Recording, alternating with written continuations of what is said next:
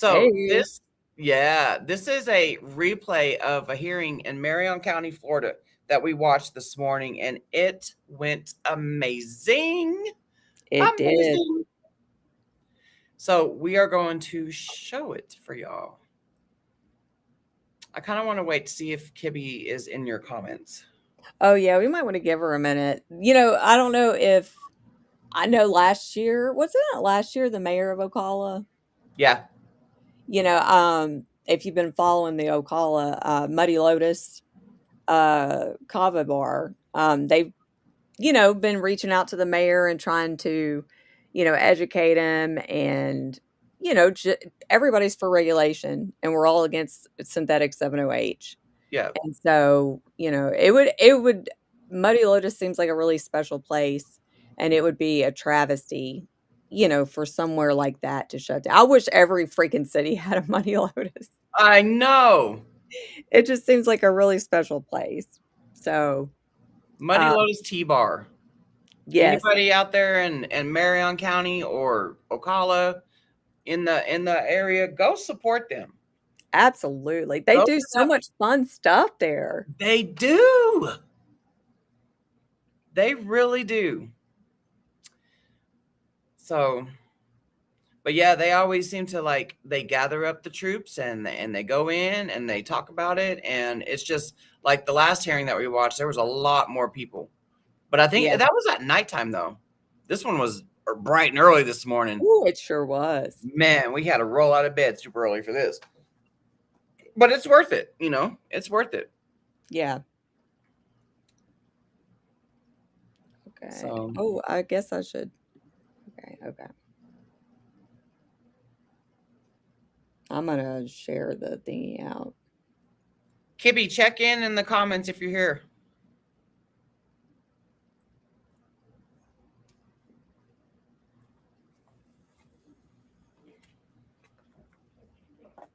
Oh, lovely.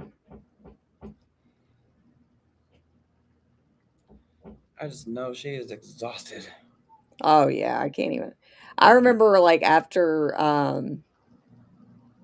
the Nashville going to the Capitol. It's like I was exhausted, but I'd have to drive back. I have to drive all the way back home, but it's like, that adrenaline stays with you and you replay it over and over in Mm-hmm. your head. And so it's like, but you're still, oh, you know what? Whenever I was driving back one time, I was backing out and Jordan had called me and I was talking to him and I bumped into this like ashtray thing. I don't know if I told you about that, but, like, we went by that same gas station on the way home, and I just started laughing because I was like, "Dude, that's the ashtray I knocked over." There she is. Okay, here we go. Okay. I know you are, girl. Oh my god, you are spent. Okay. This is definitely worth watching. So, Hold okay. on. I'm sharing the link. This morning.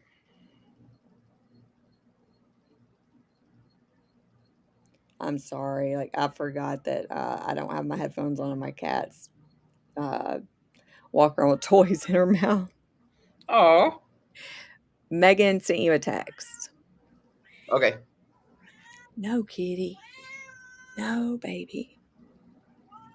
Okay. Oh, I hear your cat. Yeah, she's excited. She's like, let me hear what they got to say. Yeah, let me see what they said at the city council meeting. And then you'll have 2 minutes to speak. Alexis, I'm not going to try. And then Joseph, if you can come to the other podium. Joseph Petrie, yep. You can come up. And then Allison and Kibby Fulton will be on deck.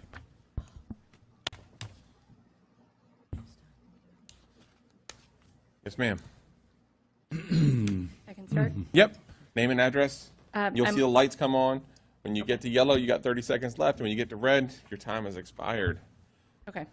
I'm Alexis Nikotopoulos. I am here as a member of this community. I'll leave the legalese to those more suited to that type of discussion and just speak from my heart of what I've seen and what I feel. I discovered the existence of kava bars during nursing school. I did every bit of my schoolwork at an ethnobotanical tea bar in St. Petersburg because it was a peaceful place full of people that were valuing their sobriety and their community. When I moved to Ocala 5 years ago, I found Muddy Lotus tea within days of arriving here.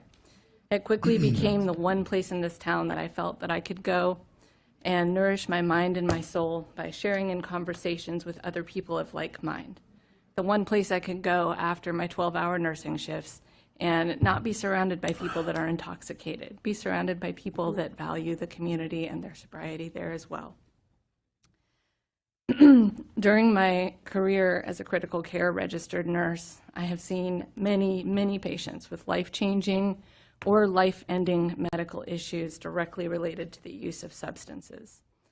I have never once seen one of those issues related to the use of natural botanical leaf kratom.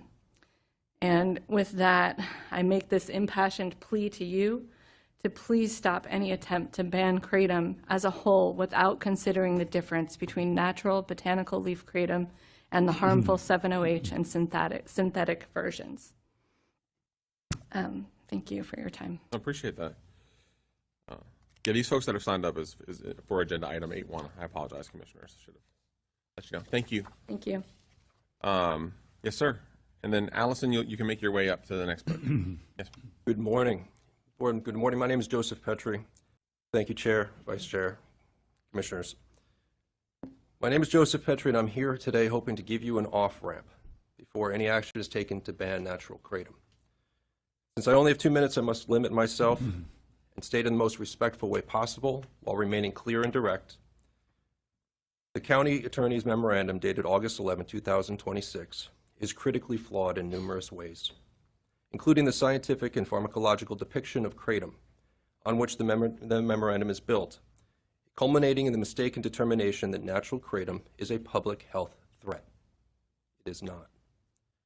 Essentially, the memorandum recognizes the perceived surges in medical emergencies are linked to enhanced kratom products like 7-OH, but wrongly conflates the risks of these chemically altered, synthetic, or semi-synthetic, lab-made products, which are often mislabeled as kratom, with the recognized safety profile of natural kratom leaf. There is a distinction. Any policy that fails to reflect that distinction risks causing unintended consequences that negatively impact your constituents. My opinion is based on over 20 years of treating drug and alcohol addiction in Florida. Having studied addiction while treating well over 10,000 patients, I, like Dr. Nora Volko, Director of the National Institute of Drug Abuse, see natural kratom leaf as a valuable harm reduction tool in the battle against opioid addiction. My concern is that should this board enact any ordinance that prohibits natural kratom, this board will unwittingly force people back to dangerous opioids, including dangerous street drugs laced with fentanyl. The memorandum references a Sarasota ordinance, but Sarasota, despite their best intentions, got it wrong. Just because Sarasota got it wrong doesn't mean that Marion County needs to get it wrong too. Further, no ordinance is even needed. This is a state issue. And kratom is already regulated under Section 500.92 Florida statutes, titled the Florida Kratom Consumer Protection Act. Florida's Attorney General has already extended an emergency rule addressing 7-OH and the other chemically altered products that are responsible for the harms this board seeks to prevent. Nothing is needed by this commission at this time. Certainly not any ordinance that seeks to ban natural kratom. Thank you for your time and attention to this important matter. I ask that you move item 8.1 up, if possible. I would like to be available to answer any questions and help you if I can. Thank you very much. Thank you. All right, yes, ma'am. Hey, good morning. My name is Allison Smith. I let in very late last night, so I'm happy to be here with you all. Excuse me. So I'm the Director of Government Affairs for the Global Kratom Coalition. We are a nonprofit advocacy organization that is working to implement regulations on kratom while also banning concentrated synthetic high-potency drugs. Traditional kratom is the leaf of the Mitragyna speciosa tree, which has been used for centuries in Southeast Asia. As these leaves oxidize, a small portion of mitragynine, the primary alkaloid in kratom, breaks down to what is called 7-hydroxymitragynine, otherwise known as 7-OH. However, this is only trace amounts and not to a level that would cause the opioid-like effects that you see in concentrated products. The industry standard for the differentiation between these two products is 2%. Any product above 2% 7-OH is considered, any product less than 2% 7-OH is considered traditional or natural. And that's because if you pluck a kratom leaf off the tree and test it, you will never find it with a 7-OH concentration of higher than 2%. And then likewise, any product higher is concentrated synthetically altered, and they are considered adulterated under the Dietary Supplement Health and Education Act, otherwise known as DSHEA, which is a federal law. In recent years, manufacturers have begun producing these high-potency and addictive drugs for financial gain. It is in the interest of these drug manufacturers to confuse and conflate both regulators and consumers. They use deceptive marketing practices to conflate these products as quote-unquote kratom, despite being pharmacologically, psychologically completely different from each other.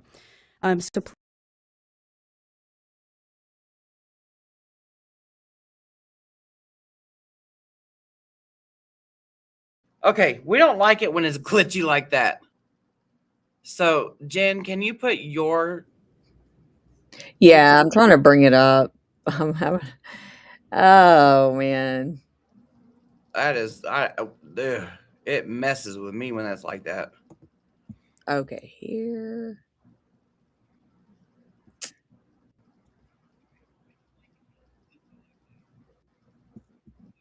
Okay, you know what? Hold on.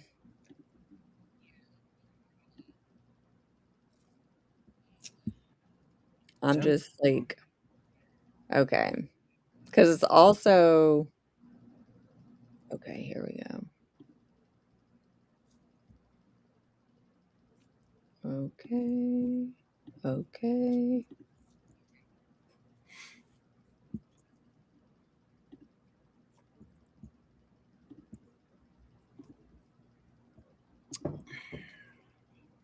Okay. Okay, that looks good. All right. Here we go. Using these high potency and addictive drugs Thank you. For financial gain. It is in the interest of these drug manufacturers to confuse and conflate both regulators and consumers. They use deceptive marketing practices to conflate these products as quote unquote kratom, despite being pharmacologically, psychologically completely different from each other. So please make no mistake, these products are different, and the concentrated 7-OH products are what is driving the public health crisis that you are seeing today. Recognizing this distinction, I'll try to be quick. The DEA issued a notice of intent to schedule concentrated 7-OH products and other synthetic derivatives as of July 6th of last month. So sometime this month that will go into effect.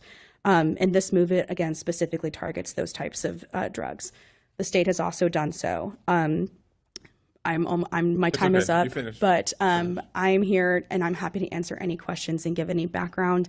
We have draft policies that I'd be more than happy to share with your legal team, and I'm just here for any resources whenever this comes up.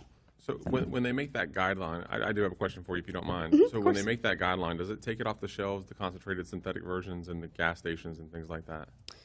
When you're talking about the NOI, yes. So the notice of intent is basically putting the manufacturers, distributors, and even consumers on notice. They're saying this will be a Schedule I substance, and you have 30 days minimum to get rid of these products. So once the DEA finalizes that, yes, these products will be taken off the shelves. That's what will cause them to come off the shelves. Yes, which they already should be because of the AG ruling that the Florida AG already did. But yeah, Florida already. Yes, but now you'll have federal resources. Sorry. Any other questions? No, that was my question. Did you have another question, Commissioner Stone? No, that was exactly my question. And so just to be clear, that will pull the synthetic kratom off of the shelves across the nation? Yes, Until they that is change the the- intention. Until they change the until formula. they change the formula. Right. Well, that is why they, in the NOI, and I will share it with whoever if you would like to review it, it says 7-OH, and then it addresses other synthetic derivatives, because that is a problem that we're seeing, not just with kratom, but with cannabis and hemp. I mean, people are taking it and chemically altering it because they can. And so rather than playing whack-a-mole and just going forward and banning individual substances until we start banning like salt and pepper, they said any synthetic derivatives. Not if it doesn't reflect the natural composition of the plant, then you cannot be selling it. Mr. Chair, well, go ahead. Well, is there some sort of timeline other than it was 30 days from the notice of intent, and that was July the 6th? Yes. Did you say? Yes. So full transparency, it's August recess in DC. So a lot of people are out of town. So I anticipate that's probably part of the reason why we're having a little bit of a delay here. But I'm not privy to the conversations within the DEA as to why they haven't formally submitted that notice. But essentially, they have 30 days minimum. Our hope is within the next few weeks they will finally issue that and get these products off the shelf. I anticipate it's because the industry is so large that they're trying to give them a little bit more time, because when it goes in, this won't be a Schedule 2, Schedule 3. This will be a Schedule 1 substance on par with fentanyl and heroin. So this is going to be a very big deal. If you're caught with possession of it, you're facing federal prison time and massive fines. So I anticipate that's part of the reason why they're giving a little bit of grace before they formally schedule it. Well, I certainly appreciate you coming all the way from our nation's capital to be here this morning. Of course. It's lovely being here. Thank you. Thank Welcome you to so Florida. much. Thank you. It's great in Florida. I really enjoyed it. Thank you. I'm sorry, Commissioner Bryant. It's okay. I just for clarification, I wanted you to reiterate. So they have finally put language within that states all synthetic substances, because that has been the problem with all of these synthetic drugs that are being produced and sold as things that are safe. Yeah.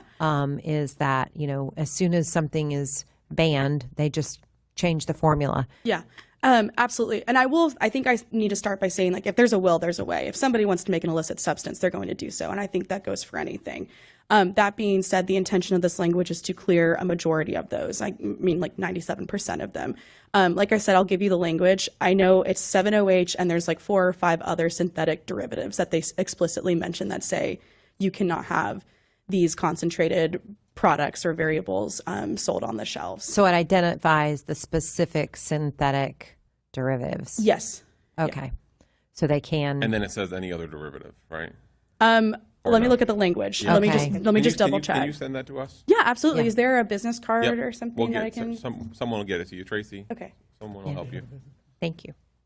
Yeah, of course. and we'll get it to our legal team because they'll want to look at it. I'm sure. Yeah, definitely. No, Fabulous. I'll send No. this to you right now. thank you. Yes, ma'am. And then Sonia's up next. Hi, Hello. My Name and name is- address for the record. my name is Kibby Fulton in Ocala. So you know how you write something and then you hear all this other things and you go, okay, well, that changes that thought and that changes that thought. So I'm really not going to follow what I was going to say. I want to tell you a couple of things. The fentanyl, the recognition of fentanyl today. I have a story about somebody who works with me who actually just helped a police officer capture somebody, and a bag of fentanyl fell out. And he helped probably save this police officer's life. I'm going to go out on that limb. And we're all very proud of him, and he's my manager. And I'm very proud of him. I might get in trouble for telling you this story. In the paper. Yep. But he is an awesome gentleman that we have working for us. And he was at his karate dojo, and the police officer got saved by a karate man. So it's an awesome story. But I also want to let you know that before Chief Graham died, and I wish he'd have got recognized today about the fentanyl, because he's one of the ones that started the program here in Ocala. He's our friend. Because when we first opened, we went to him and we said, hey, this is what we do, this is who we are, and we just brew the leaf. And he says, if you're here to help people, I'm here to support you. Unfortunately, and anyone that knows him knows he was really funny. And unfortunately, he passed away 3 months after that. But where do you go whenever you want to quit doing something you shouldn't probably be doing that's not healthy for you? Where do you socialize? You come to Money Lotus Tea. Because we embrace people, we help people, we're compassionate. We've never sold synthetic 7-OH, and we never will. I never supported it. Could have made a lot of money, but that's not who I am at the end of the day. I don't want to be collateral damage. Please, understand. I love my community as much as you do. And I'm always going to be here to answer questions with you. Thank you for your time. Thank you. Dylan? Good morning, Ma'am. everybody. My Morning. name is Sonia Ritchie. I am one of the co-owners of Muddy Lotus Tea. I need I your do address get for a- the clerk. I'm sorry? I need your address if you don't mind, please. Sure, code? No, Okay. we'll figure it out. We're all in the same circle, I believe. As I said, I'm one of the co-owners of Muddy Lotus Tea. We are an alcohol-free bar. We are the only one here in Ocala. For 8 years, we have provided a place where adults can gather without alcohol. We have employees with families who depend on the income of our business provides. We follow Florida law, check identification, and serve traditional kratom leaf only to adults 21 and older. When new regulations were discussed, we began making changes before they were required to be responsible practices to matter to us. We support enforcing Florida law concerning isolated, concentrated 7-OH. Traditional leaf represents approximately 40% of our revenue. A blanket ban would close our doors, eliminate jobs. Remove an alcohol-free community space from Ocala. Our employees, customers, and business should not suffer because of manufactured products we have never sold. Any regulation should identify specific product causing problem and measure the effect of lawful businesses before decisions are made. My question is, before directing staff to write an ordinance that would close a lawful 8-year local business, will you require an honest business impact study and meet with the business's employees and customers who will be affected? I appreciate your time this morning. Thank you. Appreciate your testimony. Thank you. Serena will be up next. Yes, sir. Hello, my name is Dylan Aldridge. My address is. I'm here today to discussion of kratom. Funny enough, the manager that my boss referenced, Kibby, I'm the gentleman that worked with the Ocala PD officer to wrestle the guy that was on fentanyl and trying to attack the people around him. I'm here because the discussions on kratom directly affect my livelihood and a legitimate business here that I care about deeply. I want to say that I support Florida's existing regulations on kratom. Muddy Lotus Tea operates responsibly and legally, transparently under those guidelines. Muddy Lotus Tea, we have never sold extracts, synthetics, or concentrated derivative products. We serve whole leaf botanical kratom, the actual plant in its natural form. We don't manufacture it, we don't chemically alter it or concentrate individual alkaloids. This distinction is fundamental. We card our customers and we follow Florida's age requirements. We don't sell to minors, we don't manufacture extracts, alter products, or mislabel what we sell. We are a small, compliant Marion County business following the rules of the state of Florida has already established. So I understand the concerns about higher risk or concentrated products, but I don't believe responsible businesses like ours should be treated the same as companies selling products that are fundamentally different from what we provide. Florida already has a regulatory framework for kratom. If there are gaps, address those gaps. If their specific products are creating a problem, regulate those products. But please don't punish small businesses because they're irresponsible ones. I'm not asking for special treatment. I'm asking you to recognize the difference between whole leaf, kratom, and concentrated extracts and synthetic products, and allow businesses that are already following the law to continue to do so. I don't have this written down, but I'll add this last bit. I come from a family of addiction, of everything you can imagine. Your personal story resonated with me. My family has a big problem with opioids. This is in my opinion, a safe alternative to that, the whole leaf. So appreciate your time, committee. Thank you. Thank you. Hillary, you'll be up next. Yes, ma'am. Serena Mojica. Good morning, Chairman and Council. Thank you. Today you're going to hear the name Muddy Lotus Tea come up a lot alongside kratom. That's because we're the only business in this county that a ban on kratom would cause to close its doors. Smoke shops can sell it and just move on to the next thing. It really only affects us, and that'd be a travesty. So let me tell you why. You've obviously heard the synthetic kratom story, but what's more important is that We're a business built on respect. We respect others, we respect health, and we respect freedom. We respect others, so we sell quality. We respect the chemistry and how the body processes things, so we sell quality. And we respect an adult's informed right to choose. That's why we support freedom. It isn't the leaf that's the problem. It's the standards, realistically. And we need better standards around this. It's Muddy Lotus Tea that sets the standard currently in this quality and care that we give to people. And they should have the right to choose that.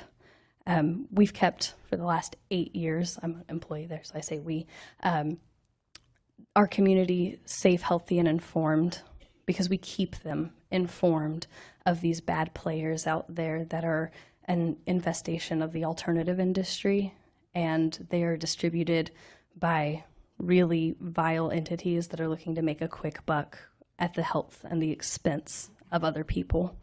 So when we come before you today, we just really ask you to consider the standard and make better standards for that. A ban on a whole leaf quality product is not ideal, but a standard holds these bad players super accountable to their actions. If we ban it, they can just move on to the next thing. We had spice and these other things. A ban will just make us close our doors and see them walk away scot-free, but a standard would hold people accountable to their actions. So just asking that you consider that. Thank you. Thank you very much. Hi, Hillary Westerberg. Good morning and thank you. Good morning. I'm here as a citizen of Marion County and a recovering alcoholic and someone who happens to drink the brewed whole leaf kratom tea at Muddy Lotus. It's my safe place. It's my home away from home. It's also the safe place of my husband, who unfortunately couldn't be here. He's a combat veteran with pretty severe PTSD. He's very uncomfortable in most public settings, but Muddy Lotus is a place where he has found he can be himself, he can relax, he doesn't have to constantly be looking over his shoulder. So it's really important to our family. I want to begin by saying that I understand the sincere concern that has brought this issue before you. I've read the attorney's memo and all of the state regulations, and I don't think anyone should dismiss the risks associated with the products containing concentrated kratom extracts, synthetic 7-OH, or the analogs of 7-OH. Those products are a legitimate health concern, and I support efforts to keep dangerous products from harming our community. But the memo also makes an important distinction, and several of us have, between the traditional kratom leaf and the concentrated synthetic kratom products, identifying the latter as posing the greatest public health risk. I'm simply asking you, as you move forward with this discussion, to give careful consideration to the principles of justice and individual liberty, which are so important to our nation.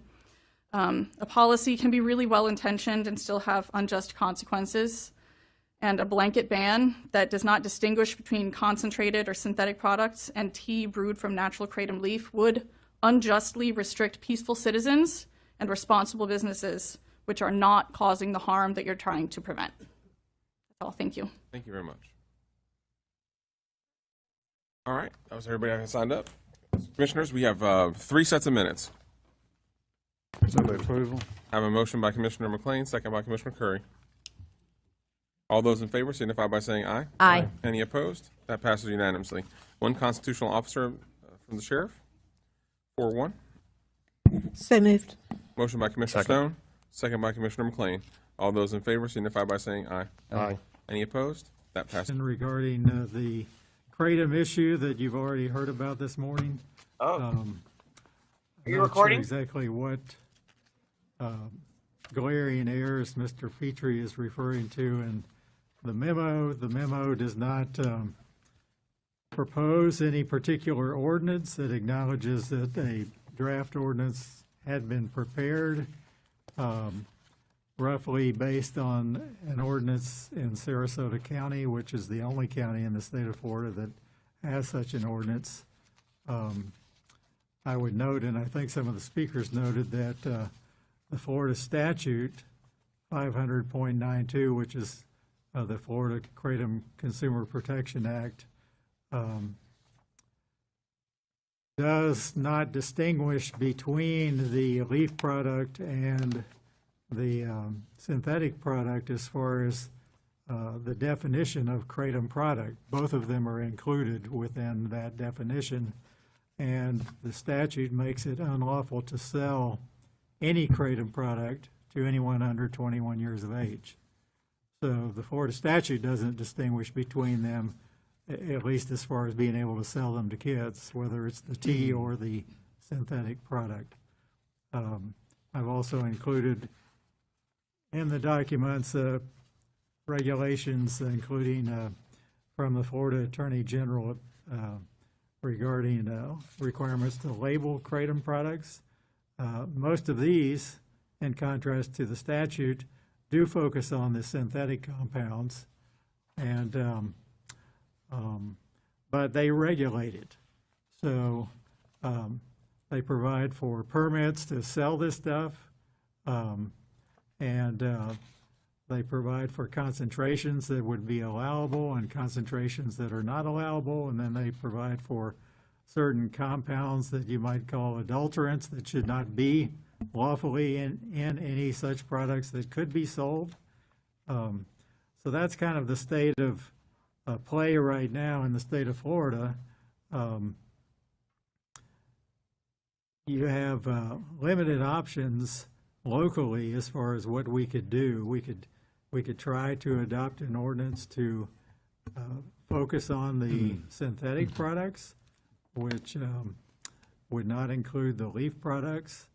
However, if you're going to focus on the synthetic products, then you're going to have a laboratory that's going to be able to test the synthetic products to be able to prove that what's in the product that you have confiscated and you're trying to prosecute on. And again, all these Florida Administrative Code sections that are attached list a number of these synthetic products. If, in fact, the federal government, my understanding was that the DEA had filed a notice of intent to temporarily place concentrated synthetic 7-OH as a Schedule I,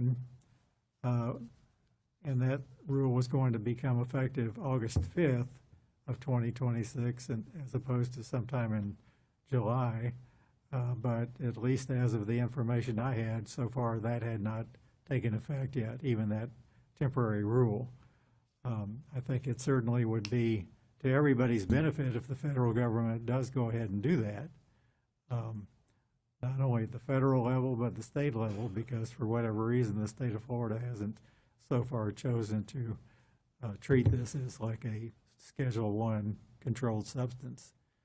So because the issue had been brought up at the opioid task force for many valid reasons, a number of people there, it's my understanding, made reference to tragic situations they had in their own families. So people are crying out for some kind of regulation for this because it is a public health and safety issue. But it's very, very challenging to regulate at the local level. So I'm just bringing it to you for whatever discussion you want to offer to us. Commissioner Brock. So, Mr. Chair, this got pushed along much more quickly than it was intended to be pushed along, and I think there was some misinterpretation of the direction at that meeting.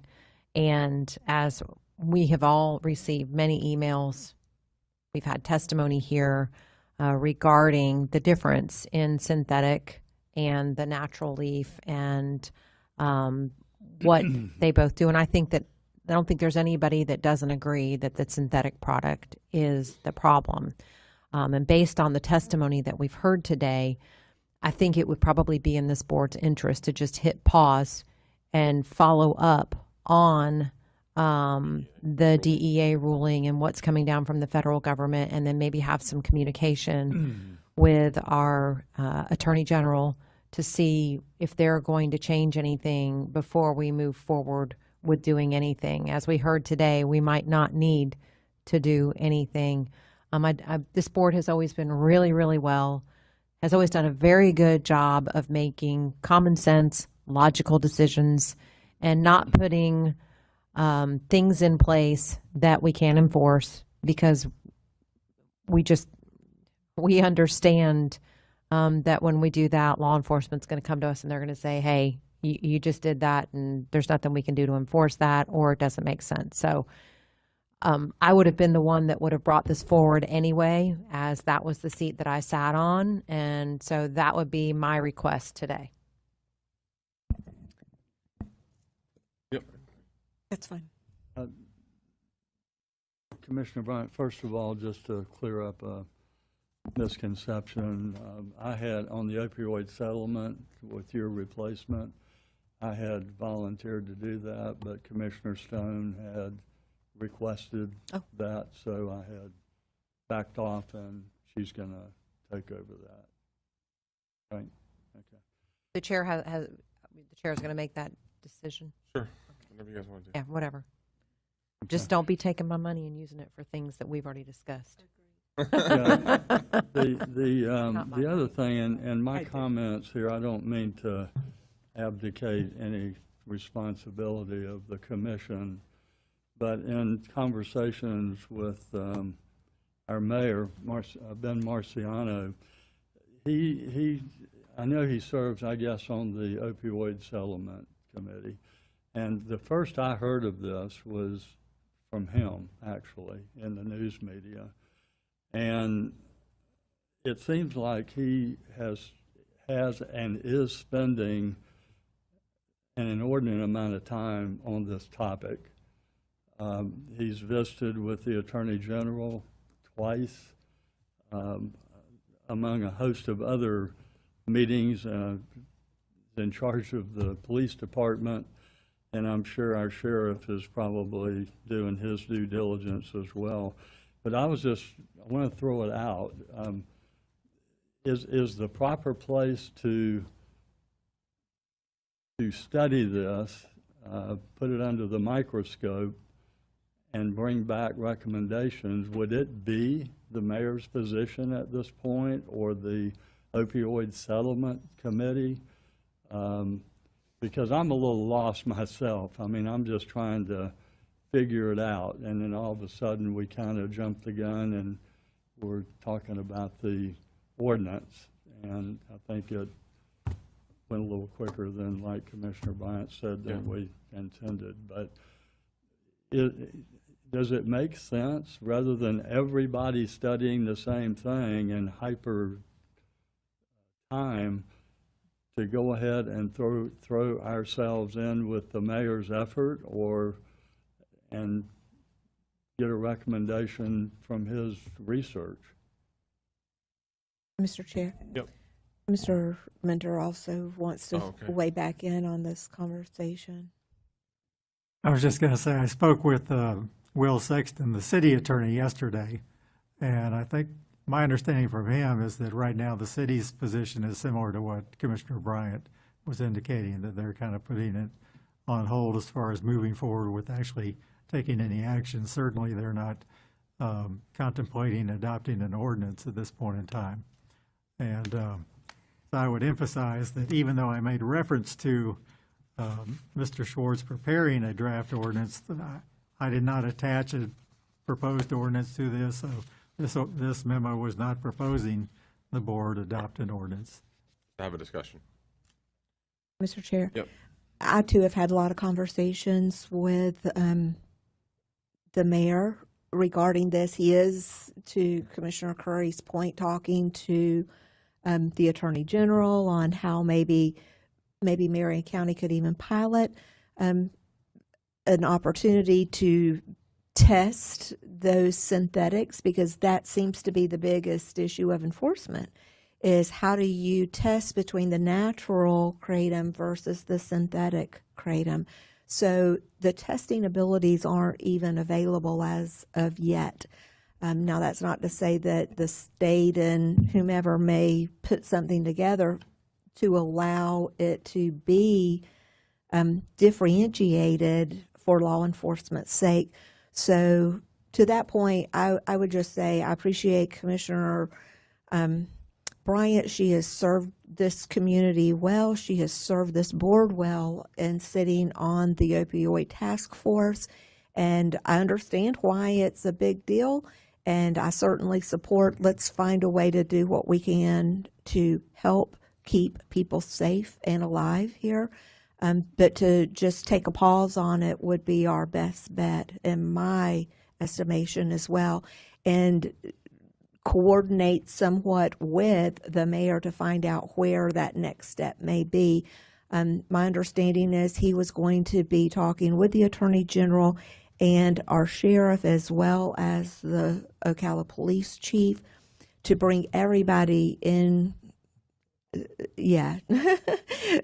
to determine how best to address this as a Marion County / city issue. So I'm happy to continue to discuss that along those lines, if that be the course of this board. Commissioner McLean? Yeah, thank you, Mr. Chair. I'm in agreement with Commissioner Bryant as well, and the rest of y'all to hit a pause on this. Personally, I'm not interested in banning any plant or leaf synthetic derivatives. Certainly, very concerning. And but yeah, how do you enforce that becomes the issue. And I think that this is more of a statewide, national issue that they're going to eventually figure some of this stuff out, and really they're going to have to go after the people who are manufacturing this stuff, and that's where you're going to stop this. So I don't know that an ordinance that we do is going to do a whole lot. Plus, the other thing I asked staff yesterday to look into was actually get some stats from the medical examiner's office to see how many deaths we have had, at least in our local circuit, due to this stuff. And one death is obviously too many. But at the same time, I don't believe that it's necessarily our job to go in on something like this if it's just a handful of issues. So anyway, I know that some of those numbers are going to come back to us. I'll share those with you when we get them, or staff will, just so that you can see them. But that's kind of where I'm at. Yes. So the synthetic stuff is definitely a problem, and it's not just how many deaths have we had, but it's near deaths, other things. And I'm not contradicting anything you're saying, Commissioner McLean. I'm just saying that is the issue, is the synthetic stuff, and hopefully what the federal government is sending down, hopefully the state will jump on board. And there's always unintended consequences for everything that happens. But I think getting to the point where you're pulling the synthetic stuff off of the shelves and it can't be sold anymore, that's a huge win. So I think that's probably where the focus should be, working with the state to make sure that they are going lockstep into what's being passed down. And Commissioners, one more point too. I've already been talking to staff about this for a while now, and my understanding is working through the process. But one thing that we can do is the currently in our code, smoke, vape shops, those types of things are still allowed to be built near schools. And if we can regulate some of those things where some of those places are, at least they're not falling into children's hands, which I think we should be looking at with the tobacco stuff anyway, as well as the convenience stores. If we can have some sort of something in our code to say that these things will not be near schools, near churches, near places where kids are going to be, I think that will help too. My understanding is that is working through the process and should be coming to us soon. So Commissioner Tracy Straub, Assistant County Administrator, you should actually see that item at your public hearing on August 26th. So it's been through LDRC. It does not touch exactly on that point, but we can continue to make edits. And I want to apologize to the board because I'm sure that you were all caught off guard. I was caught off guard when it went as quickly as it did. So anyway, that was never the intention. Well, it was a good conversation. Thank you. So we'll tap pause on it. See, hopefully the DEA will finalize their rulings and take the stuff that is hurting our community off the shelves and allow the good players to keep doing what they're doing. All right.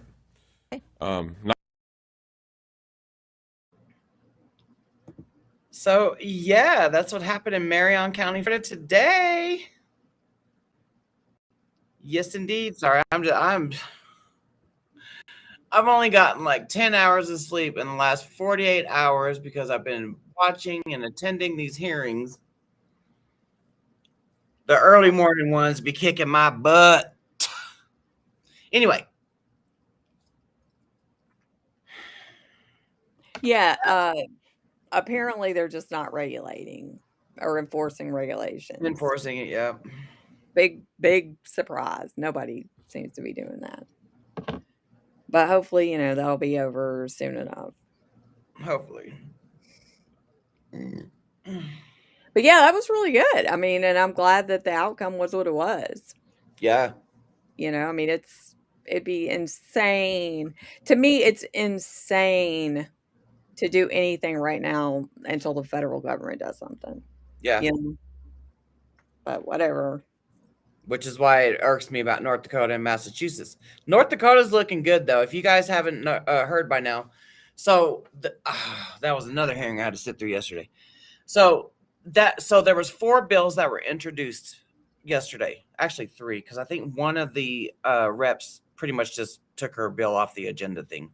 They were all regulation bills. There were no ban bills introduced in North Dakota yesterday. And so 2 of them passed, all yays. And so those will be discussed on September 2nd when North Dakota has the official special session hearings. So that right there to me, so the North Dakota, oh yeah, ban kratom 30 days, yeah, get it off shelves. Everybody's getting it off their shelves, right? No ban bills. Yeah. No ban bills were introduced. So yeah, North Dakota, Massachusetts, doing the knee-jerk reaction, which is what I imagined what happened in 2016 when the DEA announced that they were going to schedule kratom. So then the first initial, like 6 states, what have you, banned kratom because they did a knee-jerk and like, oh, yep, we got to be on par with what our federal government's doing. But now that our federal government is doing something about the synthetics, now they want to, like Massachusetts, ban it all. Yeah. Take it off the shelves. It's Schedule 1. It don't make sense. I mean, it just don't make sense. Yep. So, Kibby, I don't know if you're still here, but freaking amazing. As amazing, always. amazing, amazing. Like, you know how to bring it. Like the last hearing that y'all attended, you know how to bring it. Yeah. I would love to visit your kava bar, your kratom We kava will one day. One day we're going to get to go visit. Yeah. I know I was telling you yesterday that when I went to Orlando in February for that kratom symposium, I even brought it up to Laura. I was like, maybe we should, but it was an hour and a half away. And those 4 days that we were at the symposium, it was from like 8 a.m. to 5, and then by the time you're done, you are just exhausted, and it's like, I can't imagine. but it would have been an hour and a half drive there, and then going hanging out there and then an hour and a half drive back. And then yeah. Might not have been physically exhausted, but we were mentally exhausted because hearing those presentations from presenters from all around the world, it's like going to school. Yeah. Yes. We were in this huge auditorium too. It's like you were going to school all day. And when you get out of school, you just want to. Yeah. Decompress. Yeah. But yeah, there will be a day. There will be a day. Okay. We're going to need to go take a break now, and then we got to testify somewhere else. Yeah, but everybody, hold on. If they get our city, they're going to use our city as a platform to go after all the cities. Yep. Which is 67 counties, 66 because they have Sarasota. Yeah, I mean, and that's the thing, with all these cities, it will spread. It will be a domino effect. If one goes, we've seen it happen time and time again. They're like, well, so-and-so just, what's so-and-so doing? Let's look at their regulations, over and over and over. So, yeah, I mean, if you're ever in a state and there's a city near you, it's important. Yeah, don't think it won't happen in your backyard, because it will. Yeah.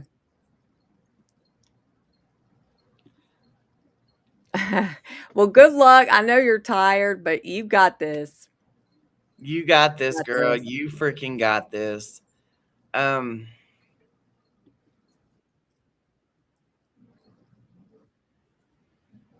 But yeah, keep us posted though. yeah. Yeah.